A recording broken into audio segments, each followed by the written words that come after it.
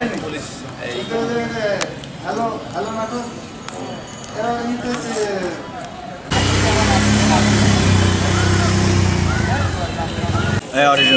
এখানে হচ্ছে ঢাকা থেকে সমন্বয়কের বড় ভাইকে আসার কথা ছিল, 3টার দিকে প্রোগ্রাম অনুষ্ঠান হবে এখানে।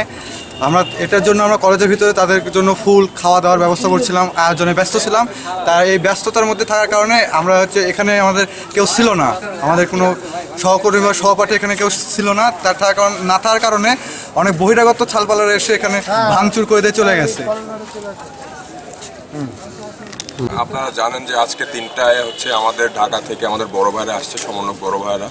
তো এইখানে একটা হচ্ছে আমাদের আলোচনা সভা হবে, আমরা এখানে মত বিনিময় করব। যার কারণে আমরা কলেজের মধ্যে হচ্ছে আমাদের যে শিক্ষার্থীরা ছিল তাদেরকে হচ্ছে আমরা জানাচ্ছিলাম যে আমাদের বড় ভাইরা আসবে, আমাদের হচ্ছে যে আমরা আমাদের মত দিব, তাদের সাথে কথা বলবো। যার কারণে আমরা শিক্ষার্থীদের জানাচ্ছিলাম।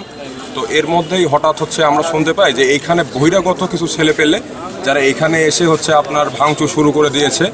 তো তারপরে আমরা বের হয়ে আস্তে আস্তে দেখি যে তারা হচ্ছে আমাদেরকে দেখে দৌড় দিছে, যে পরে তাদেরকে আমরা হচ্ছে ধাওয়া করি। তো তারপরে তারা হচ্ছে এখান থেকে চলে যায়। যে সময় ভাঙচুর করে সে সময় হচ্ছে এখানে পুলিশ ছিল না, তার জন্য এরা হচ্ছে সুযোগ পাইছে এগুলো করার।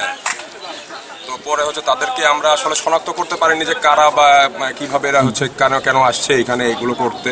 তো আমরা যতটুকু জানি যে তারা হচ্ছে আমাদের যে আলোচনা সভা এটা যেন সফল না হয়, এই জন্য হচ্ছে তারা এসে এইভাবে পরিকল্পনাটা করেছে।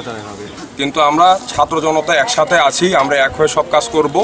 আমাদের আজকের যে হচ্ছে সমাবেশ এটা আমরা সফল করবো ইনশাআল্লাহ।